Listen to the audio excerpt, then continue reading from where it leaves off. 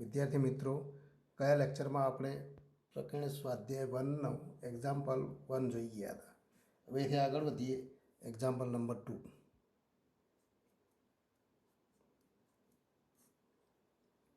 નીચેના પૈકી દરેક વિધાનોમાંથી કયું વિધાન સત્ય અને કયું વિધાન અસત્ય છે તે નક્કી કરો.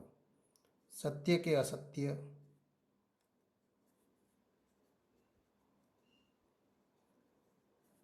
તે નક્કી કરો.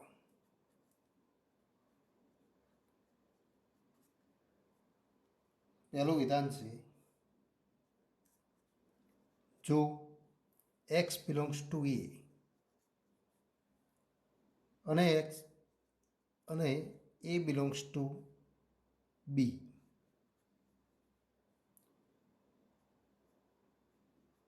તો x બિલોંગ્સ ટુ b થાય કે કેમ?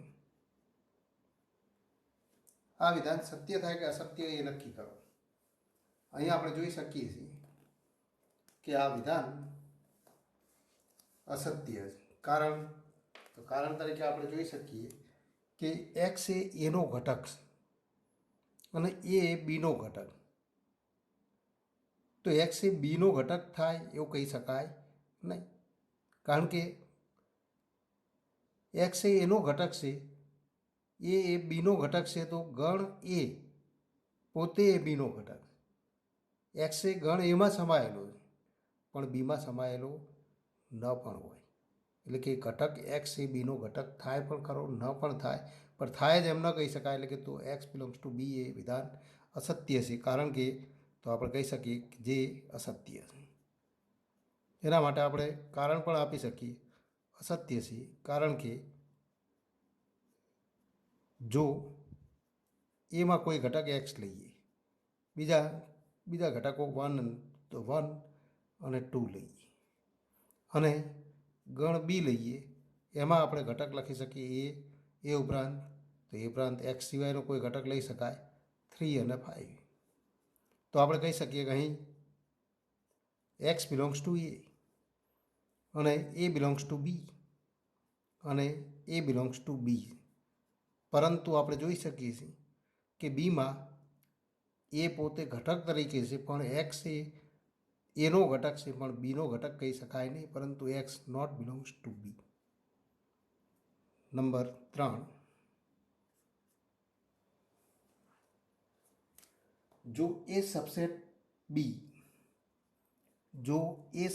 બી અને બી સબસેટ સી,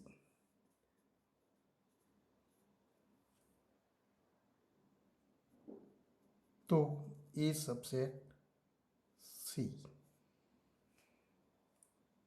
એ બીનો ઉપગણ હોય, બી સીનો ઉપગણ હોય, તો એ સીનો ઉપગણ થાય. આ વિધાન તો સત્ય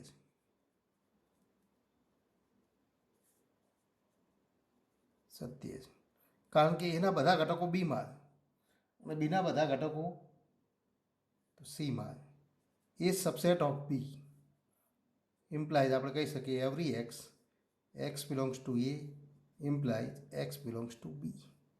અને B subset of C implies every x belongs to B implies x belongs to C. આ બંને પરિણામ ઉપરથી કહી શકાય. માટે every x belongs to A implies x belongs to C થાય. માટે એ સબસેટ ઓફ સી થાય. નંબર 5, જો એક્સ બિલોંગ્સ ટુ એ અને એ નોટ સબસેટ બી, તો આપણે કહી શકીએ કે x belongs to B. X એ એમાં હોય અને એ બીનો ઉપગણ નથી. એ બીનો ઉપગણ ન હોય તો એક્સ એ બીમાં હોવો જરૂરી નથી, હોય પણ ખરો, ન પણ હોય, પણ એક્સ બિલોંગ્સ ટુ બી થાય જ એમ ન કહી શકાય. એટલે કે વિધાન અસત્ય.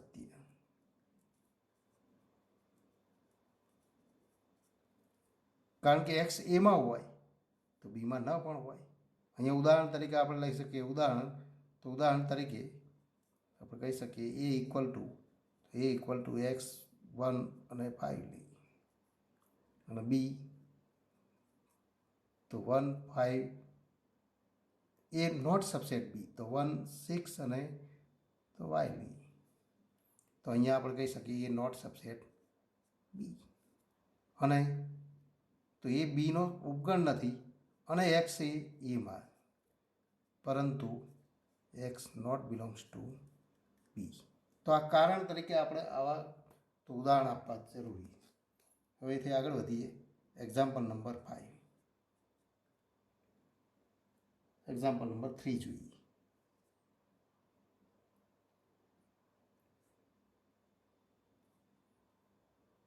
ગણ એ બી અને સી માટે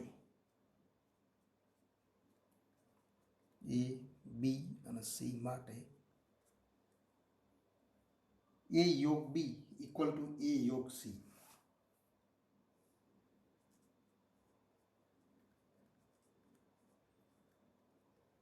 અને એ છેદગણ બી ઇક્વલ ટુ એ છેદગણ સી. तो साबित करोगे B equal to C. A B અને સી એવા ગણ છે કે એ અને બીનો યોગગણ અને એ અને સીનો યોગગણ સમાન થાય અને છેદગણ પણ સમાન થાય. તો સાબિત કરો કે બી ઇક્વલ ટુ સી. અહીંયા ઘણી બધી રીતે ગણતરી કરી શકાય, પણ જે આપણે સાબિત કરવાનું છે બી અને સી સમાન ગણ. સમાન ગણ હોવા માટે તો બી સીનો ઉપગણ અને સી એ બીનો ઉપગણ આપણે સાબિત કરવો પડે. તો એક્સ બિલોંગ્સ ટુ બીથી શરૂઆત કરો અને એક્સ બિલોંગ્સ ટુ સી સાબિત કરો. એના માટે તો આ બે પરિણામો પક્ષમાં આપણને આપેલા. પક્ષના વિધાનો તરફ આપણી નજર હોવી જોઈએ, સાબિતી તરફ પણ નજર હોવી જોઈએ, ત્યારે જ આપણે દાખલાની ગણતરી કરી શકીએ. રકમનું યોગ્ય રીતે અર્થ કરી અને ત્યારબાદ ગણતરી કરો. અહીંયા આપણે બી અને સી વચ્ચેનો સંબંધ મેળવવો છે. અને એ અને તો એ બી અને સી વચ્ચે આપણને સંબંધ આપેલા છે. તો વધારાનો ગણ બી એ માધ્યમ તરીકે વર્તે છે અને માધ્યમ તરીકે વર્તે છે તો એનો ઉપયોગ કરીને પણ ગણતરી આપણે કરી શકીએ. તો દાખલાઓની ગણતરી અલગ અલગ ઘણી બધી રીતે કરી શકાય. હવે અહીં તો આપણે ધારી લઈએ, ધારો કે એક્સ એ બીનો ઘટક છે, એક્સ બિલોંગ્સ ટુ બી. તો એક્સ બીમાં હોય તો એક્સ સીમાં સાબિત કરો. એના માટે આ બે પરિણામનો ઉપયોગ કરો. પણ આપણે જાણીએ છીએ કે એક્સ બીમાં હોય તો એ યોગ બીમાં હોય, પણ આ પરિણામ પૈકી કોઈ ગણનો ઘટક થાય એમ ન કહી શકાય. કેમ કે બીનો ઘટક છે માટે તો બીમાં છે, પણ એમાં હોય કે ન પણ હોય. તો છેદગણનો ઘટક થાય કે કેમ ન કહી શકાય, પણ યોગગણનો ઘટક થાય તો ઇમ્પ્લાઇઝ એક્સ બીમાં હોવાથી, બીના વર્તુળમાં હોવાથી તો યોગગણ એ અને બીના વર્તુળનો સમગ્ર પ્રદેશ દર્શાવે છે. માટે આપણે કહી શકીએ એક્સ બિલોંગ્સ ટુ એ યોગ બી. એક્સ એ અને બીના યોગગણનો ઘટક છે, પણ એક્સ એ અને બીના યોગગણનો ઘટક હોય તો ફરી આપણે લખી શકીએ એક્સ બિલોંગ્સ ટુ એ યોગ સી. કારણ પક્ષથી, એટલે કે એ યોગ બી ઇક્વલ ટુ તો એ યોગ સી આપણને આપેલા. તો માટે એ યોગ બીની જગ્યાએ એ યોગ સી લખી શકાય. હવે આપણે કહી શકીએ કે એક્સ એ અને સીના યોગગણનો ઘટક. ફરી યોગગણની વ્યાખ્યાથી આપણે કહી શકીએ કે એક્સ એમાં છે અથવા તો ઇમ્પ્લાઇઝ એક્સ બિલોંગ્સ ટુ એ અથવા એક્સ બિલોંગ્સ ટુ સી. હવે બે વિકલ્પ મળે. એક્સ જો સીમાં હોય તો માગેલું પરિણામ સાબિત થાય. જો એક્સ બિલોંગ્સ ટુ સી તો આપણે કહી શકીએ કે એવરી એક્સ બિલોંગ્સ ટુ બી, તો implies x belongs to C. તો એક્સ બિલોંગ્સ ટુ સી હોય તો આપણે કહી શકીએ કે બી સબસેટ ઓફ સી થાય. પણ બીજો વિકલ્પ, તો વિકલ્પ નંબર 1 આપણે લખેલો છે. હવે વિકલ્પ નંબર 2 અહીંયા આપણે લખવું હોય તો લખી શકીએ વિકલ્પ 1, વિકલ્પ 2. બીજા વિકલ્પ તો અથવા શબ્દ છે માટે બે વિકલ્પ મળે. બીજો વિકલ્પ છે એક્સ બિલોંગ્સ ટુ એ. જો એક્સ એ એમાં હોય, પણ એક્સ એ બીમાં તો આપણે લીધેલો છે તો એમાં પણ ઇમ્પ્લાઇઝ આપણે કહી શકીએ એક્સ બિલોંગ્સ ટુ એ અને બીનો છેદગણ. તો એ અને બીના છેદગણનો ઘટક થાય, કારણ કે એમાં પણ છે અને બીમાં પણ છે. તો એ અને બીના છેદગણનો ઘટક થાય, છેદગણનો ઘટક થાય તો ફરી આપણે કહી શકીએ ઇમ્પ્લાઇઝ એક્સ બિલોંગ્સ ટુ તો એ છેદ બી ઇક્વલ ટુ એ છેદ સી માટે આપણે કહી શકીએ એ છેદગણ સી. એક્સ એ અને સી બંનેમાં, તો ફરી તો છેદગણની વ્યાખ્યા આપણે કહી શકીએ એક્સ બિલોંગ્સ ટુ એ અને x belongs to C. X A અને સી બંનેમાં, અને બંનેમાં છે પણ આપણી જરૂરિયાત છે કે એક્સ સીમાં હોવો જોઈએ, તો implies x belongs to C. એમાં તો આપણે લીધેલું જ છે પણ તો સીનો પણ ઘટક છે, તો એક્સ જો બીમાં હોય તો સીમાં છે. આમ આપણે કહી શકીએ કે આમ તો બીજા વિકલ્પમાં પણ every x belongs to B implies x belongs to C સાબિત થાય એના માટે તો બી સબસેટ ઓફ સી સાબિત કરી શકાય. તો પર વિકલ્પ એકમાં બી સબસેટ ઓફ સી અને વિકલ્પ બેમાં પણ બી સબસેટ ઓફ સી. આમ તો આમ આપણે કહી શકીએ બંને વિકલ્પમાં, એટલે કે આમ તો આમ બંને વિકલ્પમાં બી સબસેટ ઓફ સી સાબિત થાય. આમ બંને વિકલ્પમાં બી સબસેટ ઓફ સી સાબિત થાય. હવેથી હું તો વિરુદ્ધ સ્વરૂપે આપણે ગણતરી કરીએ તો આ જ રીતે આપણે લખી શકીએ કે આ જ રીતે સી સબસેટ ઓફ બી પણ સાબિત કરી શકાય. એટલે કે એક્સ બિલોંગ્સ ટુ સીથી સાબિત કરો. ફરી એક્સ સીમાં છે તો એ યોગ સીમાં થાય. ફરી તો એ યોગ સી ઇક્વલ ટુ એ યોગ બી, તો આ જે સ્ટેપ જોઈ ગયા એ જ પ્રમાણે એક્સ બિલોંગ્સ ટુ એ યોગ બી લખી શકાય. તો એક્સ એ અથવા એક્સ એ બીમાં થાય, પણ આપણી જરૂરિયાત ફરી બે વિકલ્પ પ્રમાણે ગણતરી કરો. એક્સ જો બીમાં હોય તો પરિણામ સાબિત થઈ જાય, સી સબસેટ ઓફ બી સાબિત થાય. એટલે ટૂંકમાં આપણે લખી શકીએ આ જ રીતે તો એક્સ એ સીમાં ધારી એક્સ બિલોંગ્સ ટુ સી ધારી અને તો એક્સ બિલોંગ્સ ટુ બી સાબિત કરી શકાય. અને માટે તો સી સબસેટ ઓફ તો બી સાબિત થાય. આમ તો બી સબસેટ ઓફ સી અને સી સબસેટ ઓફ બી, આમ આપણે કહી શકીએ આમ બી સબસેટ ઓફ સી અને સી સબસેટ ઓફ બી થાય. તો બી હોવાથી આપણે કહી શકીએ બી ઇક્વલ ટુ સી થાય. તો બી ઇક્વલ ટુ સી મળે. અહીંયા આપણે ધારણા કરીએ છીએ એક્સ એ બીમાં હોય અથવા એક્સ એ સીમાં હોય, પણ ઘણીવાર એવું બને કે બી કે સી તો ખાલી ગણ પણ હોઈ શકે. જો તો અહીંયા ધારણા કરીએ ત્યારે આપણે ધારીને આપણે ગણતરી કરી છે કે એક્સ જેવો કોઈ ઘટક બીમાં, પણ બીમાં કોઈ ઘટક ન પણ હોય. એનો અર્થ કે જો બી ઇક્વલ ટુ 5, જો બી ઇક્વલ ટુ ખાલી ગણ 5 હોય, પણ બી ખાલી ગણ હોય તો આપણે કહી શકીએ કે એ અને બીનો યોગ ગણ એ અને તો સીના યોગ ગણ બરાબર છે. એનો અર્થ કે બી ખાલી ગણ હોય તો એ યોગ 5 ઇક્વલ ટુ એ થાય અને એ છે 5 ઇક્વલ ટુ તો 5 થાય. એનો અર્થ કે એ અને સીનો છેદગણ ખાલી ગણ થાય.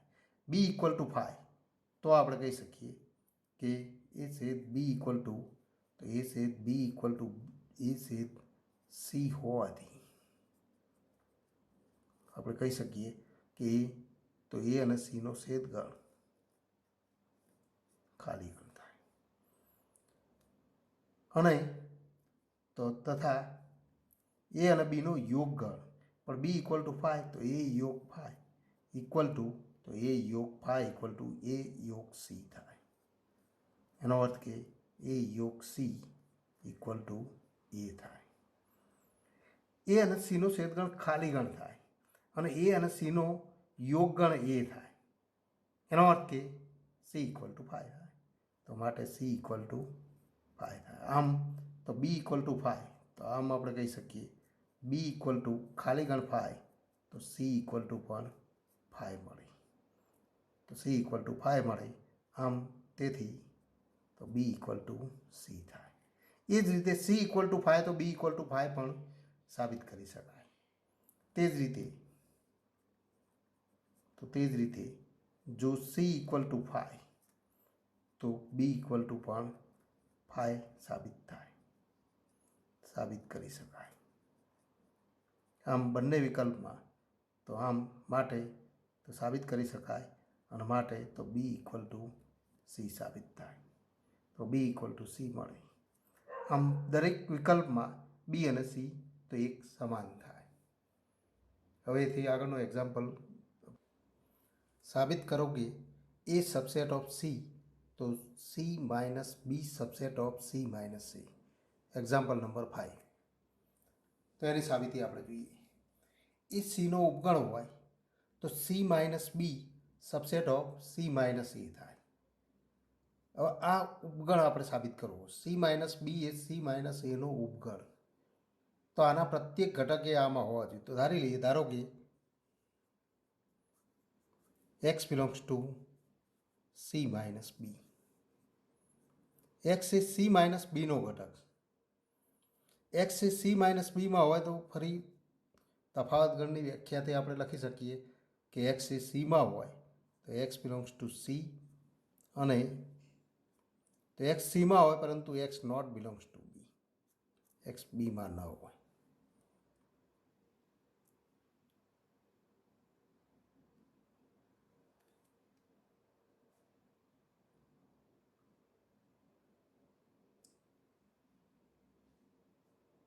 રકમ આપણે જોઈએ. રકમમાં એક્ઝામ્પલ નંબર 5.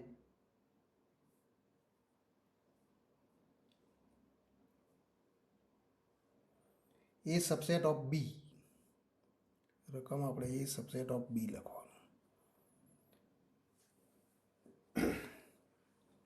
તો એક્સ એ સીમાં હોય અને એક્સ બીમાં ના હોય.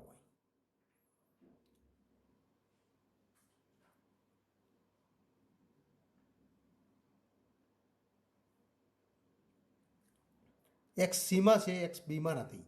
પણ એક્સ બીમાં નથી તો આપણે કહી શકીએ કે એક્સ એમાં પણ નથી. તો ઇમ્પ્લાઇઝ આપણે લખી શકીએ એક્સ બિલોંગ્સ ટુ સી. આપણે જે સાબિત કરવું છે કે સી માઇનસ એનો ઘટક થવો જોઈએ. આ ઘટક એ સી માઇનસ એનો ઘટક હોવો જોઈએ, એટલે કે સીમાં હોવો જોઈએ. તો સીમાં તો આપણને આપેલું, પણ એમાં ન હોવો જોઈએ. તો એ આપણે જાણીએ છીએ કે એક્સ બીમાં નથી અને એ બીનો ઉપગણ. જો એક્સ એ બીમાં ન હોય તો એમાં તો હોઈ શકે નહીં. કારણ કે એના બધા ઘટકો બીમાં. તો એક્સ બિલોંગ્સ ટુ સી, અને તો આને આપણે લખી શકીએ એક્સ નોટ બિલોંગ્સ ટુ એ, કારણ કે એ સબસેટ ઓફ બી. એ બીનો ઉપગણ હોવાથી જો એમાં, અહીંયા આપણે કહી શકીએ કે બીમાં ન હોય તો એ ઘટક એમાં પણ ન હોય.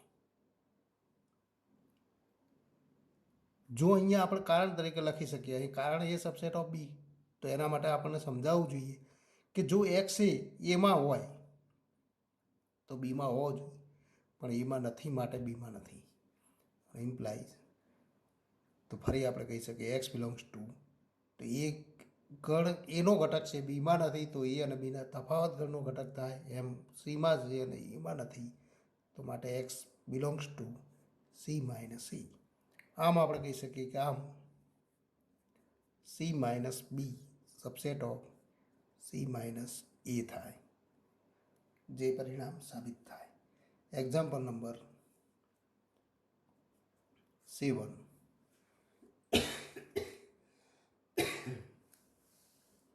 કોઈપણ ગણ એ અને બી માટે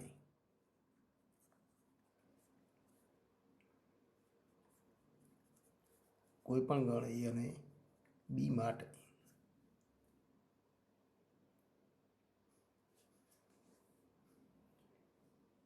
પી એ યોગ P B equal to P A યોગ બી સત્ય છે. પાવર સેટ ઓફ એ યોગગણ power set of B equal to power set of A યોગ બી સત્ય થાય કે કેમ? તમારા જવાબની યથાર્થતા ચકાસો. તમારા જવાબની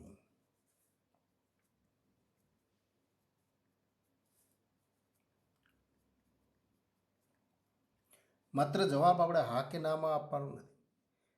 પણ એના માટે તેની સાબિતી પણ આપણે દર્શાવવી પડે કે કોઈપણ ગણ એ અને બી માટે પાવર સેટ ઓફ એ એટલે કે એના તમામ ઉપગણોનો ગણ યોગગણ PB power set of B બંનેનો યોગગણ એ અને બીના યોગગણના તો ઘાતગણ બરાબર થાય કે કેમ, એટલે કે પાવર સેટ ઓફ એ યોગ બી બરાબર થાય કે કેમ. તો એના માટે તો ઉદાહરણ આપણે લખવું પડે. આવું થાય જ એમ કહી શકાય નહીં. એનો અર્થ કે આપેલ તો પી એ યોગ P B equal to P A યોગ બી એ અસત્ય છે, એટલે કે આપેલ વિધાન સત્ય નથી. આપેલ વિધાન સત્ય નથી. કેમ કે કોઈ પણ ગણ એ અને બી માટે આવું થાય જ એમ કહી શકાય નહીં. એ ઇક્વલ ટુ તો એ ઇક્વલ ટુ બે ઘટકો આપણે લઈએ કે જેથી આપણી ગણતરી સરળ થાય, 1 અને 3, અને બી ઇક્વલ ટુ 2 અને 3 લઈએ, 3 અને 2. હવે આપણે જોઈએ કે એ યોગ બી એ અને બીનો યોગગણ કયો થાય, તો એ યોગ બી એમાં 3 ઘટકો મળશે, 1, 2 અને 3.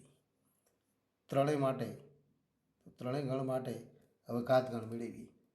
એનો ઘાતગણ પાવર સેટ ઓફ એ, તો પાવર સેટ ઓફ એ તો અહીં આપણે લખી શકીએ પી એ અને ઇક્વલ ટુ એનો ઘાતગણમાં તો એમાં 2 ઘટકો છે, એના ઘાતગણમાં કુલ તો 4 ઘટકો મળે અને એ 4 ઘટકો આપણે મેળવી શકીએ.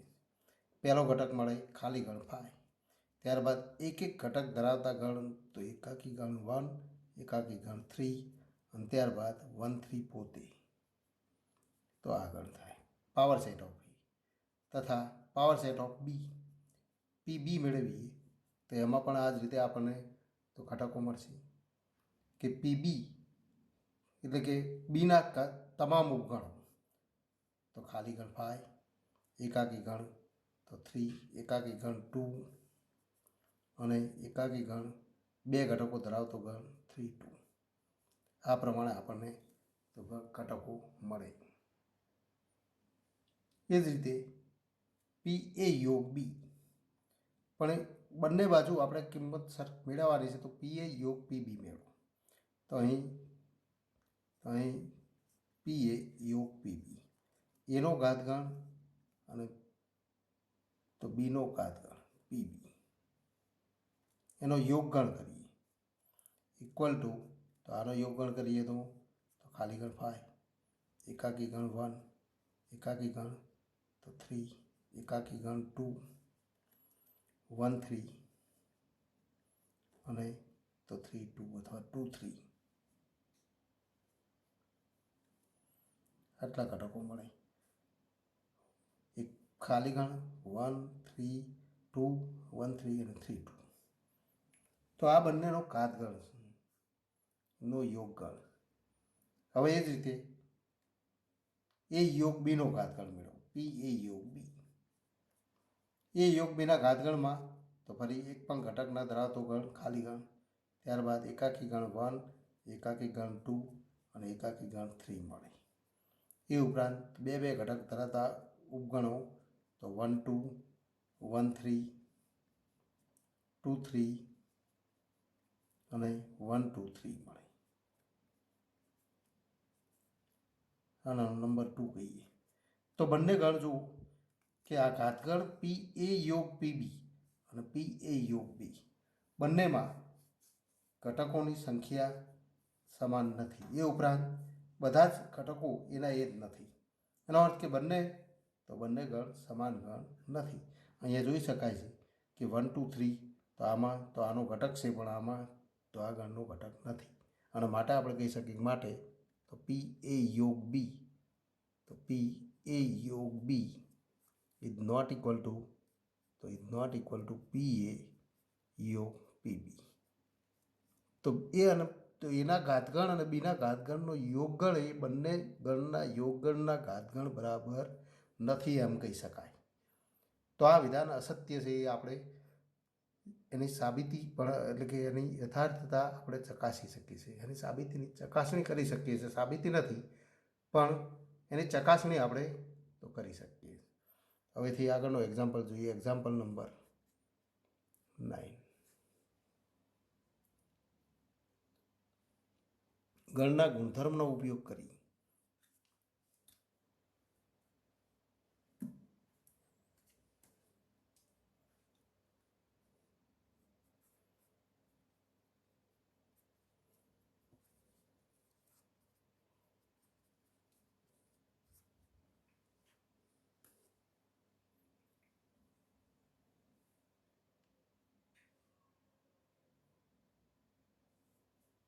साबित करोगे।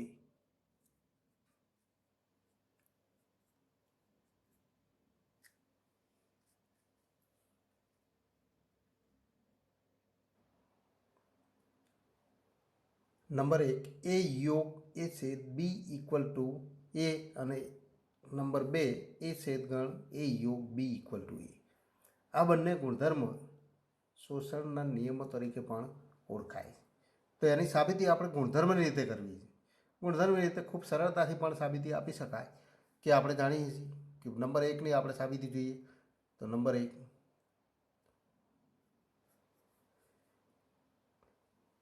એ અને એ છેદગણ બી વચ્ચે સંબંધ દર્શાવતું એક પરિણામ આપણે જાણીએ તો આપણે જાણીએ છીએ કે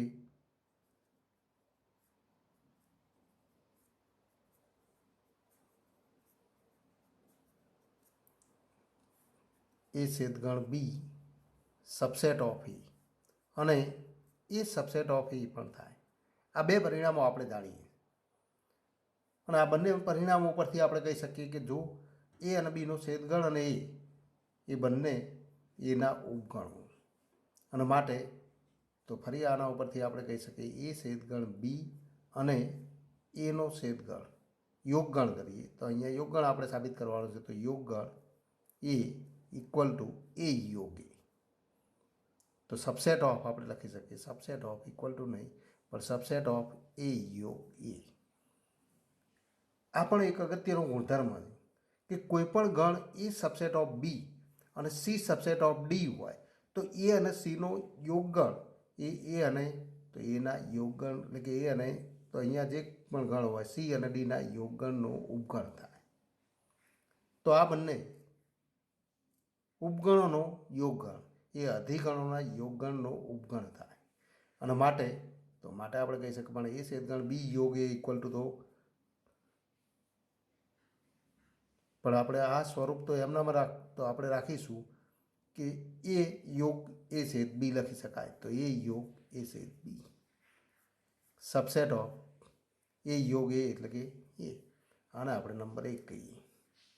હવે એ જ રીતે વિરુદ્ધ સ્વરૂપે પણ પરિણામ આપણે સાબિત કરીશું કે એ અને એ છેદ બીનો યોગગણ એનો ઉપગણ છે એ આપણે સાબિત કરી દીધું તો એ ઉપગણ એ આપણે સાબિત કરી દીધું પણ હવે તો આ બંને ગણ સમાન ગણ છે એ સાબિત કરવા માટે એને આનો ઉપગણ બતાવો તો પરંતુ આપણે જાણીએ છીએ પરંતુ કોઈ પણ ગણ એક્સ માટે કોઈ પણ ગણ એક્સ માટે આપણે કહી શકીએ કે એ સબસેટ ઓફ એ યોગ એક્સ એ અને એક્સનો યોગગણ એને પણ સમાવે છે એક્સને પણ સમાવે અને માટે આપણે કહી શકીએ કે એક્સની જગ્યાએ જો એ અને બીનો છેદગણ લેવામાં આવે તો આમ એક્સ ઇક્વલ ટુ તો માટે એ સબસેટ ઓફ એ યોગ એ છેદ બી તો આ પણ થાય તો આને આપણે પરિણામ નંબર 2 કહીએ। તો પરિણામ 1 અને 2 પરથી તો પરિણામ 1 અને 2 પરથી આપણે કહી શકીએ કે આ બે પરિણામ ઉપરથી આ બંને એકબીજાના ઉપગણ હોવાથી તો આ બંને એકબીજાના ઉપગણ હોવાથી તો એ ઇક્વલ ટુ એ યોગ એ છેદગણ બી સાબિત થાય। એ યોગ એ છેદ બી ઇક્વલ ટુ એ સાબિત થાય પહેલું પરિણામ સાબિત થાય એ જ રીતે બીજું પરિણામ પણ સાબિત કરી શકાય। બીજા પરિણામ માટે યોગ ગણના ગુણધર્મનો ઉપયોગ કરવો પડે કારણ કે એ છેદગણ એ યોગ બી ઇક્વલ ટુ એ સાબિત કરવું છે। આ બંને ગણ એકબીજાના ઉપગણ બતાવવા પડે પણ આપણે જાણીએ છીએ એ સબસેટ ઓફ એ યોગ બી અને એ સબસેટ ઓફ એ તો નંબર 2ની આપણે સાબિતી જોઈએ કે આપણે જાણીએ છીએ કે એ સબસેટ ઓફ એ અને બીજો ગણ તો એ સબસેટ ઓફ એ યોગ બી આ બંને પરિણામ આપણે જાણીએ છીએ અને માટે આપણે કહી શકીએ કે આ બંનેનો યોગગણ કરીએ અહીંયા છેદગણ કરીએ, કારણ કે છેદગણ આપણે મેળવવું છે. તો એ છેદગણ એ સબસેટ ઓફ એ છેદગણ એ યોગ બી. આ યોગ ક્રિયાનો ગુણધર્મ. પણ એ છેદગણ એ ઇક્વલ ટુ એ સ્વયંઘાતી નિયમ સબસેટ ઓફ એ છેદગણ એ યોગ બી. આને આપણે નંબર તો અહીંયા તો 1 જ કહીશું. અને એ જ રીતે તો વિરુદ્ધ સ્વરૂપે સાબિતી આપવા માટે તો હવે આપણે સાબિત કરીશું કે એ સબસેટ ઓફ એ અને એ યોગ બી તો એનો છેદગણ સબસેટ ઓફ એ. પણ છેદ ક્રિયા માટે આપણે જાણીએ છીએ કે કોઈ પણ બે ગણનો છેદગણ, તો આ પણ ગુણધર્મ આપણે જાણીએ છીએ કે કોઈ પણ ગણ એ માટે એ છેદગણ એક્સ સબસેટ ઓફ એ. કોઈ પણ ગણ એક્સ માટે એ અને તો એક્સનો છેદગણ સબસેટ ઓફ એ થાય. હવે એક્સને બદલે તો એ યોગ બી લઈએ. તો માટે એ છેદગણ એ યોગ બી સબસેટ ઓફ એ. અને આપણે નંબર 2 કહીએ. અને માટે આપણે કહી શકીએ કે આ બે પરિણામ ઉપરથી એ ઇક્વલ ટુ એ છેદગણ એ યોગ બી થાય. જે બીજું પરિણામ તો આપણે સાબિત કરી શકીએ. આ ગુણધર્મની રીતે તો ગણને દર્શાવવા માટે, એટલે કે ગુણધર્મની રીતે કોઈ પણ ગણની સાબિતી, એટલે કે કોઈ પણ પરિણામની સાબિતી મેળવવી હોય તો એ પરિણામની સાબિતી મેળવવા માટે આપણે ગુણધર્મને યોગ્ય રીતે સમજેલા હોવા જરૂરી છે. એક્ઝામ્પલ નંબર 11, એ અને બી ગણો છે. કોઈ પણ ગણ એક્સ માટે એ છેદ એક્સ ઇક્વલ ટુ બી છેદ ગણ x is not equal to 5 અને એ યોગ એક્સ ઇક્વલ ટુ બી યોગ એક્સ. તો સાબિત કરો કે એ ઇક્વલ ટુ બી થાય. અહીંયા આપણને એક પરિણામ આપેલું છે કે એ છેદગણ એ યોગ એક્સ ઇક્વલ ટુ એ અને બી છેદગણ બી યોગ એક્સ ઇક્વલ ટુ પણ એક્સ થાય. તો એ પરિણામનો ઉપયોગ કરીને સાબિતી આપી શકાય. અને બીજી પણ તો રીત છે એ અને બી માટે એક્સ અહીંયા વધારાનું ગણ છે. એ અને બી વચ્ચેનો સંબંધ મેળવવા માટે એક્સ માધ્યમ તરીકે વર્તે છે. માટે તો એક્સ એમાં ધારી એક્સ માટે શું ઘટક એક્સ અને ગણ એક્સ વચ્ચે તો બે જ પ્રકારના સંબંધ મળે. ઘટક એક્સ એ એક્સનો ઘટક હોય અથવા ન હોય. તો બંને વિકલ્પમાં આપણે ચકાસણી કરીને ગણતરી કરી શકીએ. તો બે રીતમાંથી કોઈ એક રીત આપણે લઈએ. અહીંયા બે વિકલ્પની રીતનો ઉપયોગ કરીએ તો ધારી લઈએ, ધારો કે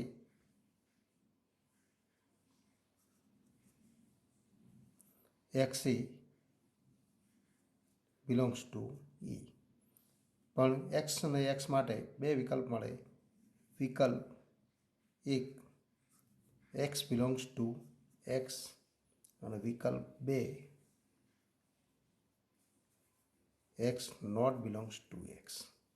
આ બે વિકલ્પમાં આપણે ગણતરી કરીશું. પહેલા વિકલ્પમાં આપણે જોઈએ કે એક્સ એ એમાં છે અને એક્સ એક્સમાં. તો બંનેમાં છે માટે આપણે કહી શકીએ implies x belongs to A છેદગણ એક્સ. પણ એ છેદગણ એક્સ ઇક્વલ ટુ તો બી છેદગણ એક્સ. અને માટે આપણે કહી શકીએ implies x belongs to B છેદગણ એક્સ. એક્સ એ બી અને તો એક્સનો તો છેદગણનો ઘટક છે. હવે આપણે જોઈએ કે એક્સ બી અને એક્સના છેદગણનો ઘટક છે. એ આપણે તો લખીએ ઇમ્પ્લાય, આપણે કહી શકીએ એક્સ તો છેદગણમાં છે એટલે બંનેમાં છે. બીમાં છે અથવા તો અને એક્સમાં છે. પણ આપણી જરૂરિયાત કઈ છે તો બીમાં આપણે સાબિત કરવો છે. તો એક્સ બિલોંગ્સ ટુ બી. આમ આપણે કહી શકીએ કે આમ પ્રત્યેક ઘટક એક્સ એ એમાં હોય તો બીમાં છે.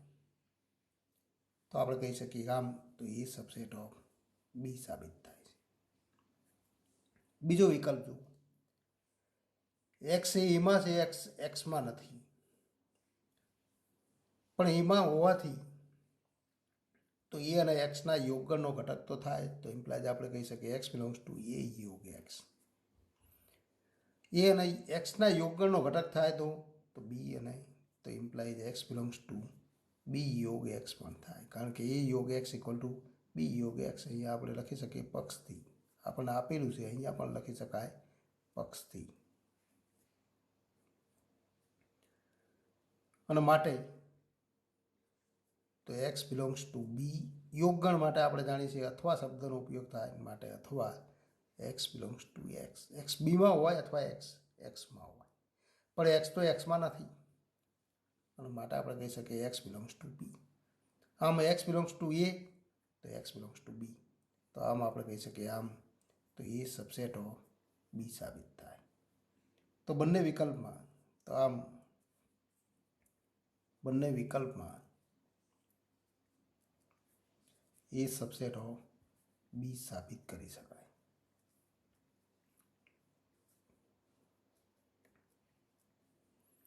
તે જ રીતે એટલે કે એક્સ એમાં હોય એમ એક્સ બીમાં ધારી અને ગણતરી કરો તો તે જ રીતે બી સબસેટ ઓફ એ સાબિત કરી શકાય. એનો અર્થ કે આ સાબિતી જે તો આ જેને સાબિતી આપેલી હોય એ તો આની સાબિતી ખૂબ સરળતાથી આપી શકે, માટે એ સબસેટ ઓફ બી અને બી સબસેટ ઓફ એ, તો આમ આપણે કહી શકીએ આમ બી ઇક્વલ ટુ એ અથવા એ ઇક્વલ ટુ બી સાબિત થાય. એક્ઝામ્પલ 13 નંબર જોઈએ.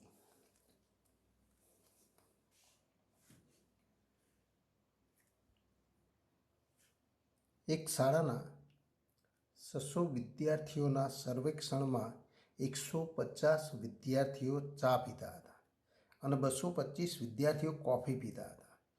100 વિદ્યાર્થીઓ ચા અને કોફી બંને પીતા હતા. તો ચા અને કોફી પૈકી કંઈ પણ નહીં પીનારા વિદ્યાર્થીઓની સંખ્યા શોધો. તો આપેલી માહિતીથી આપણે દર્શાવીશું તથા જે પરિણામ મેળવવાનું એનો પણ અર્થ તો સાંકેતિક સ્વરૂપમાં આપણે લખીશું. કુલ 600 વિદ્યાર્થીઓ છે, એનો અર્થ કે તો સાર્વત્રિક ગણ યુના કુલ 600 ઘટકો, પણ અહીંયા તો ગણ વ્યાખ્યાયિત કરીશું કે વિદ્યાર્થીઓના સર્વેક્ષણમાં 150 વિદ્યાર્થીઓ ચા પીતા હતા અને 225 વિદ્યાર્થીઓ કોફી પીતા હતા. તો આપણે લખી શકીએ ચા તથા તો ચા અને કોફી પીનાર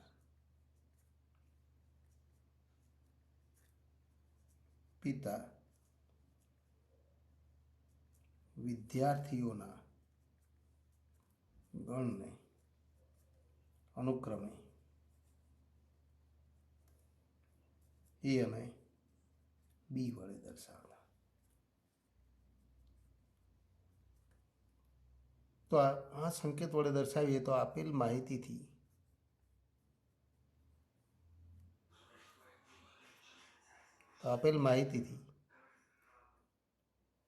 તો એન યુ ઇક્વલ ટુ 600,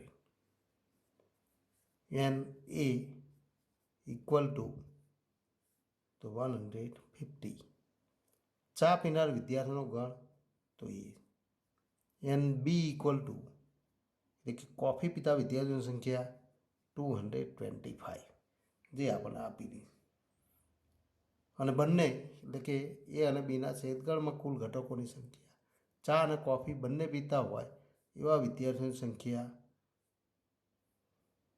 100 તો ઇક્વલ ટુ 100. તો આટલી માહિતી આપણને આપી.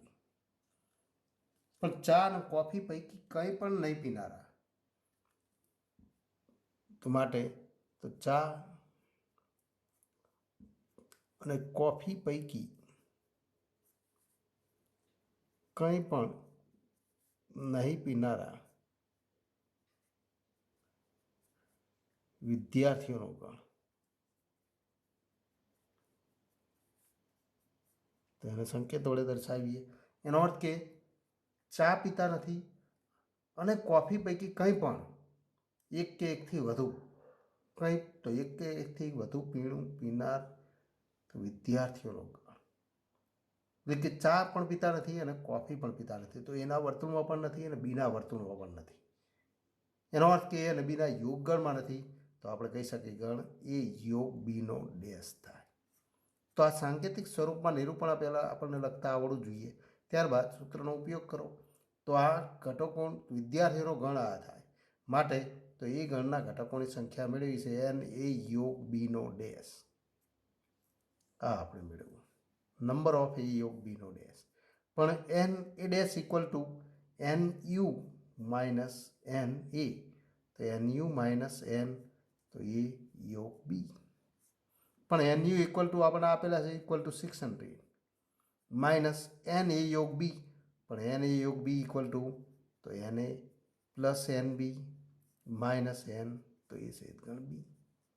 તો આ સૂત્રનો ઉપયોગ કરો, એમાં ઘટકો લખી દો ઇક્વલ ટુ 600 માઇનસ NA, તો એમાં કુલ કેટલા ઘટકો છે, તો એમાં 150, તો 150 પ્લસ NB 225, N એ છેદ બી, તો માઇનસ 100 ઇક્વલ ટુ 600 માઇનસ આ બંનેનો સરવાળો કરીએ, 100 બાદ કરીએ તો આપણને તો જે પણ કિંમત મળે એટલે કે તો 225 માઇનસ 100, 125 પ્લસ 150, તો 275, તો 275 અને 600 માઇનસ 275, તો ઇક્વલ ટુ 325. તો આ માગેલી સંખ્યા મળી, જે ચા અને કોફી પૈકી કંઈ પણ નહીં પીનારા વિદ્યાર્થીઓની સંખ્યા માટે. તો ચા અને કોફી પૈકી કંઈ પણ નહીં પીતા વિદ્યાર્થીઓની સંખ્યા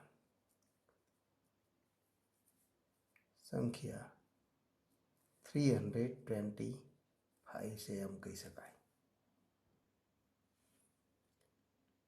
60 વ્યક્તિઓના સર્વેક્ષણમાં 25 વ્યક્તિઓ સમાચાર પત્ર H વાંચતા, 26 સમાચાર પત્ર T વાંચતા, 26 સમાચાર પત્ર I વાંચતા, 9 H અને I વાંચતા, 11 H અને T વાંચતા, 8 T અને I વાંચતા તથા 3 તમામ સમાચાર પત્ર વાંચતા માલુમ પડ્યા, તો નંબર 1 ઓછામાં ઓછું એક સમાચાર પત્ર વાંચનાર, નંબર 2 માત્ર એક જ સમાચાર પત્ર વાંચનાર વ્યક્તિઓની સંખ્યા શોધો. તો સૌ પ્રથમ H, T અને I, તો સમાચાર પત્ર H, T અને I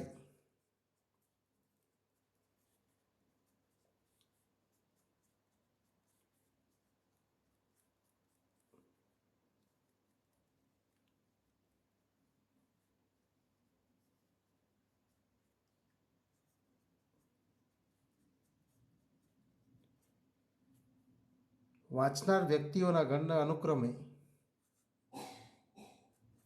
H, T અને I જ વડે દર્શાવો. I વડે દર્શાવતા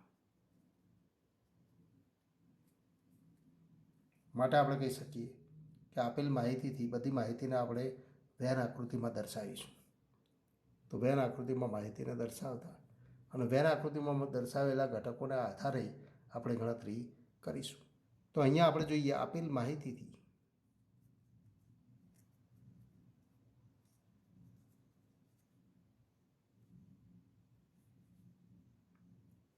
number 1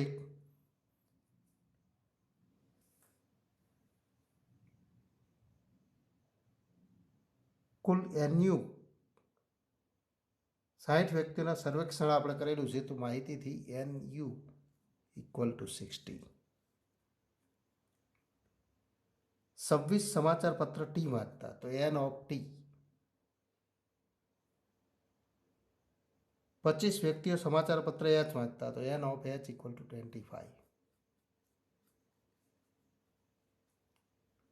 N of T equal to 26 અને એ જ રીતે NI ઇક્વલ ટુ પણ 26, કારણ કે 26 સમાચાર પત્ર I વાંચતા, 9 વ્યક્તિઓ H અને I વાંચતા, તો N H છેદગણ I equal to 9. એ જ રીતે H અને T વાંચતા હોય, બંને વાંચતા હોય એટલે કે N H છેદગણ T અને ઇક્વલ ટુ 11. T અને I વાંચતા, તો N T છેદગણ I equal to, તો એવા 8 વ્યક્તિઓ. હવે 3 સમાચાર પત્ર વાંચતા એટલે કે N, તો H છેદગણ T છેદગણ I અને ઇક્વલ ટુ, તો ઇક્વલ ટુ 3. તો આટલી માહિતી આપણે નોંધી શકીએ. હવે એને વેન આકૃતિમાં દર્શાવો. તો આ માહિતીને વેન આકૃતિમાં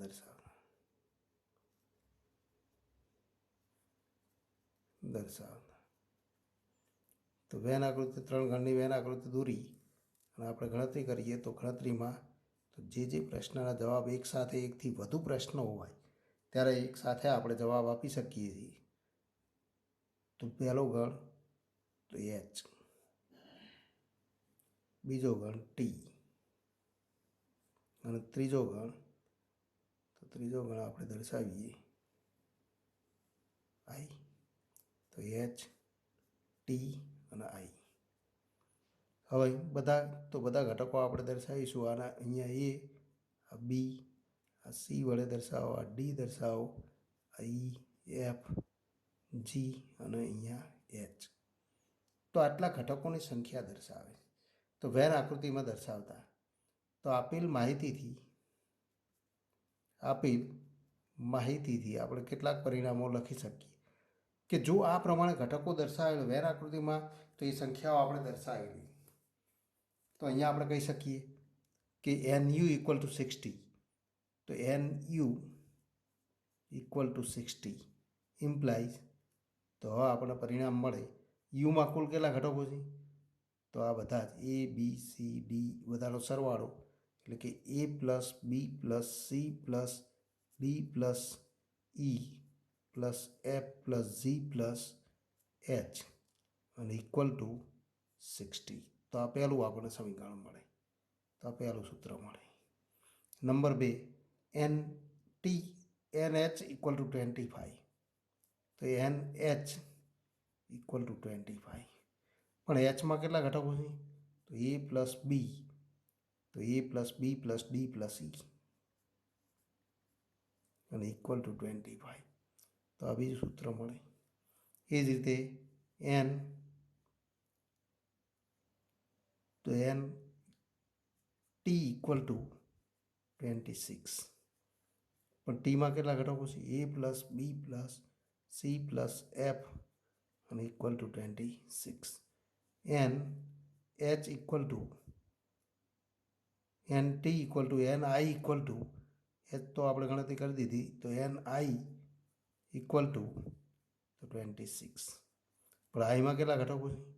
તો A + C + D + C અને = 26. તો આપણને આટલા સૂત્ર તો સમીકરણ મળશે.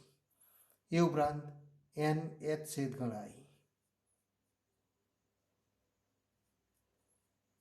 I = 9. પણ NH છેદગણ I તો H અને I એના છેદગણમાં તો આ બંનેનો તો Hનું વર્તુળ અને Iનું વર્તુળ એમાં સામાન્ય ઘટકો A + D. તો A + D = 9. એ જ રીતે N, તો H છેદગણ T = 11. તો એમાંથી આપણને પરિણામ મળે ઇમ્પ્લાઇઝ આપણે કહી શકીએ H અને T તો A + B. તો ઇમ્પ્લાઇઝ A + B = 11.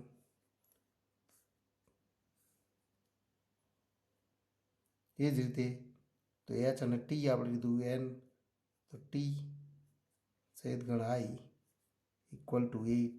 તો ઇમ્પ્લાઇઝ T અને I તો A અને C એમાં સામાન્ય ઘટકો A અને C તો સરવાળા જેટલા તો A + C = 8.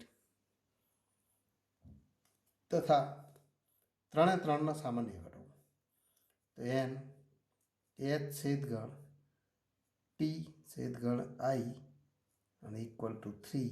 પણ એમાં કેટલા ઘટકો છે? તો = A. તો એમાં એક જ ઘટક છે A માટે A = 3. તો પહેલી એક કિંમત મળી ગઈ, એની કિંમત 3 મળી. એની કિંમત 3 મળે તો હવે તો એની કિંમત 3 આમાં લખી દો. તો માટે તો C = 8 - C. Cને સૂત્રનું કરતા બનાવો તો 8 - C, તો 8 - 3 એટલે કે 5. તો = 5 = C. તો Cની કિંમત 5 આપણને મળી. A + B = 11. પણ A = 3. તો B = 11 - તો A અને = 11 - 3 અને 11 - 3 એટલે કે 8.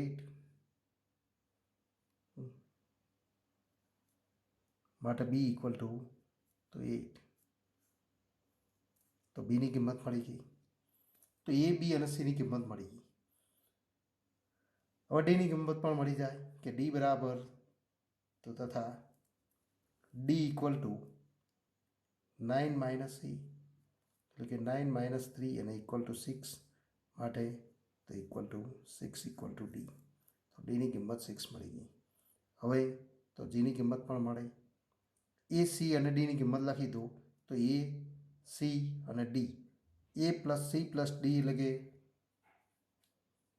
તો 6 પ્લસ 3 9 પ્લસ 5 તો 14. તો એ પ્લસ સી પ્લસ ડીની કિંમત લખી દો તો આપણે લખી શકીએ કે G equal to 26 minus A plus C plus D અને ઇક્વલ ટુ 26 માઇનસ 26માંથી એ સી અને ડીનો સરવાળો તો એ આપણે કરી ગયા A plus C plus D તો ઇક્વલ ટુ 14 અને ઇક્વલ ટુ તો 26માંથી 14 બાદ કરીએ તો 12. તો માટે આપણે કહી શકીએ ઇક્વલ ટુ 12. તો જીની કિંમત 12 મળે. આ જ રીતે બાકીના ઘટક એફની કિંમત પણ મળે.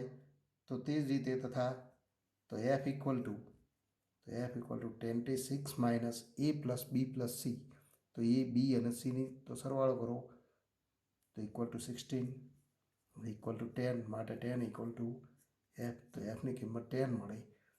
ફરી આમાં આપણે કિંમત લખીએ એ પ્લસ બી પ્લસ ડી તો એની કિંમત મળે ઈ ઇક્વલ ટુ તો હવે 25 minus A plus B plus D તો એ બી અને ડી એનો સરવાળો તો ઇક્વલ ટુ 17 થાય. તો 17 25 માઇનસ 17 અને ઇક્વલ ટુ 8. તો ઇક્વલ ટુ 8 માટે ઈ ઇક્વલ ટુ 8. તો માટે ઈ ઇક્વલ ટુ 8. તો એની કિંમત આપણને મળી જાય. એની કિંમત મળે તો હવે જે કિંમત બાકી છે એ કિંમત મળે તો ફરી જી એફ અને હવે એચની કિંમત આપણે મેળવીએ. તો એચની કિંમત મેળવવા માટે તો ફરી આમાં બધી કિંમતો લખી દો તો A B C D E F G એનો સરવાળો કરો.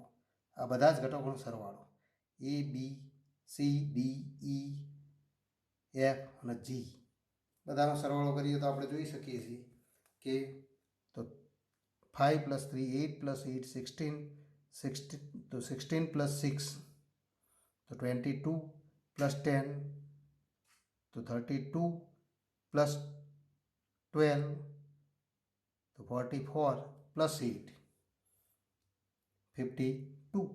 માટે આપણે કહી શકીએ માટે તો એચ ઇક્વલ ટુ 60 માઇનસ 52 અને ઇક્વલ ટુ 8 અને માટે તો ઇમ્પ્લાઇઝ એચ ઇક્વલ ટુ 8 મળે. એનો અર્થ કે તો બધી કિંમતો આપણને મળી ગઈ. બધી કિંમતો મળી ગઈ એ કિંમતો લખી દો. પ્રથમ પ્રશ્નનો જવાબ આપણે લખી શકીએ કે ઓછામાં ઓછું એક સમાચાર પત્ર વાંચનાર. તો એ ઘટકોનો ગણ તો નંબર 1 તો કયો ગણ થાય તો આપણે જાણીએ છીએ ત્રણે ત્રણ સમાચાર પત્ર પૈકી ઓછામાં ઓછું એક સમાચાર પત્ર વાંચે એનો તો એ ગણ એચ યોગ ટી યોગ આઈ થાય. એનો અર્થ કે એચ ટી અને આઈ એના તો એ ગણમાં રહેલા ઘટકોની સંખ્યા આપણે લખવાની છે. પણ કુલ ઘટકોની સંખ્યા 60 હતી. એમાંથી એચની સંખ્યા બાદ કરી દો તો 60 માઇનસ એચ એટલે કે તો 60 માઇનસ 8 અને ઇક્વલ ટુ 52. એનો અર્થ કે પ્રથમ પ્રશ્નનો જવાબ બે રીતે મેળવી શકાય કે A plus B plus C plus D plus E plus F plus G કરો તો પણ એ કિંમત મળશે. અને સાર્વત્રિક ગણ યુના કુલ ઘટકો 60 તો એમાંથી એચના ઘટકો બાદ કરી નાખો તો એમાંથી પણ જવાબ મળે. નંબર 2 માત્ર એક જ સમાચાર પત્ર વાંચનાર. નંબર 2 તો માત્ર એક જ સમાચાર પત્ર વાંચનાર.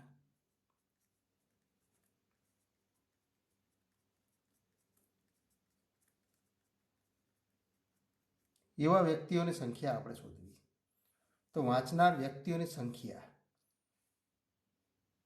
તો એ સંખ્યા કેટલી મળે તો અહીંયા આપણે કહી શકીએ માત્ર એક જ સમાચાર એટલે કે માત્ર તો એચ જ વાંચતા હોય તો એવા ઘટકો માત્ર ટી વાંચતા હોય એટલે કે એક જ સમાચાર પત્રમાં એચ વાંચતા હોય પણ ટી અને તો આઈ ન વાંચતા હોય તો એવા ઘટકો ઈ, માત્ર ટી વાંચતા હોય એવા તો એફ, અને માત્ર આઈ વાંચતા હોય એવા તો જી. તો E plus F plus G, તો વાંચનારની સંખ્યા E plus F plus G થાય. તો વાંચનારની સંખ્યા આપણે કહી શકીએ તો સંખ્યા equal to E plus F plus G. તો ઈ એફ અને જીનો સરવાળો કરો, E equal to 8 plus F equal to તો 10 પ્લસ જી, તો જીની કિંમત પણ આપણે મેળવેલી છે, જી ઇક્વલ ટુ, તો જીની કિંમત આપણે અહીંયા જી ઇક્વલ ટુ 12, તો 12 અને ઇક્વલ ટુ 12 પ્લસ 8 એટલે કે 20 પ્લસ 10 તો 30. તો આ બીજો જવાબ. આ રીતે આપણે તો વેન આકૃતિનો ઉપયોગ કરીને ગણતરી કરી શકીએ.